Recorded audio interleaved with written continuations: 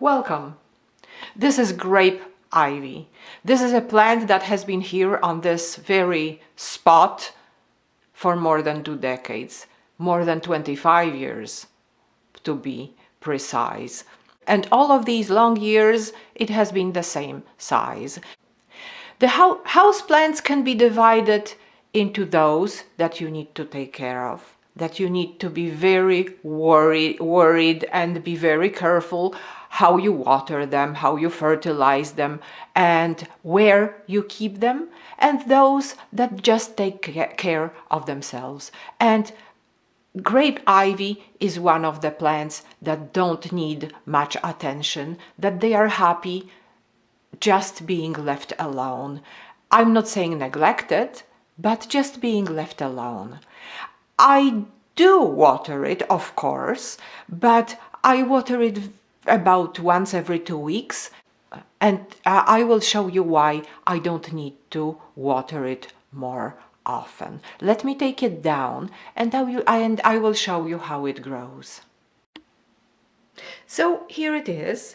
Here is the plant, and the plant grows in a regular clay pot, and the clay pot is put into a container which doesn't have a hole in it. It doesn't have a drainage in it. And let's look a little bit closer at it. So here is the pot in the container, and when I lift the pot, you will see that there are roots growing from the very bottom of the pot, and those roots reach the water that is at the very bottom of this container. There is always a little bit of water there. Sometimes the soil is quite dry here. It is quite dry right now. It's not moist almost at all. And when I water the plant, once every 2 weeks about, when I water the plant, I just pour some water into the container.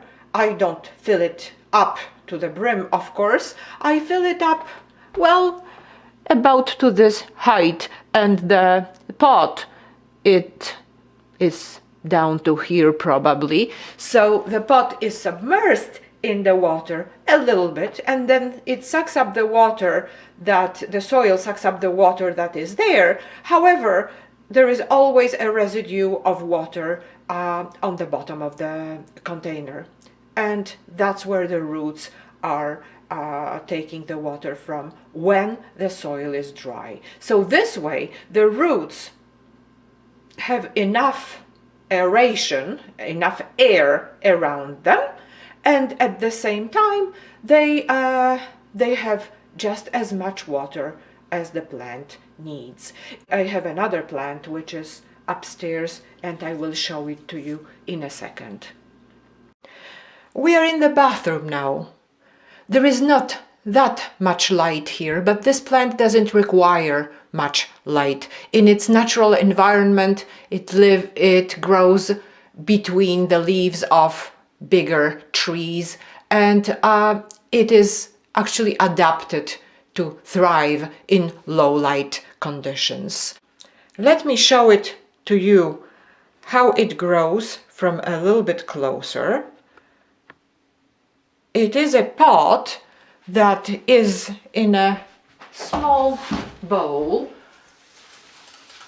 You see, so the bowl is not really that big, and how I water it, I just fill up the bowl with water once a week, once every 10 days, and the plant sucks up the water, and then I need to fill it up again.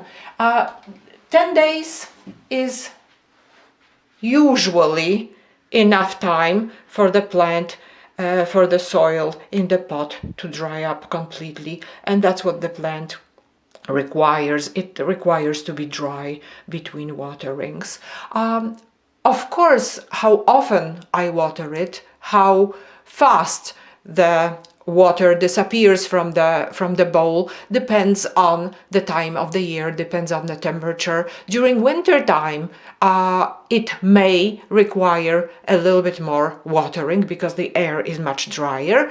During the summertime, even though the temperature is higher, the air is quite humid.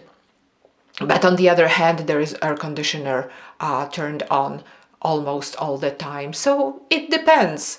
It's really difficult to say precisely it's every 10 days. No, it's when it's dry, and then I fill up the container, the bowl again. And the plant will tell me when it is thirsty, because the leaves will start to be a little bit droopy when the pot is dry for longer than the plant is comfortable with. And then I fill up the saucer, and the plant, the leaves revive again. Of course, if I allowed the plant to be dry for too long, the plant might die, but it would be a long time without watering, maybe 3 weeks, maybe even more than that. Even though it's not a plant that produces beautiful flowers, it doesn't bloom at all, it is a plant that stays beautifully green throughout the year. It is a perfect plant to decorate an empty wall. Thank you very much for watching my video. I hope you like my plant. Have a great afternoon.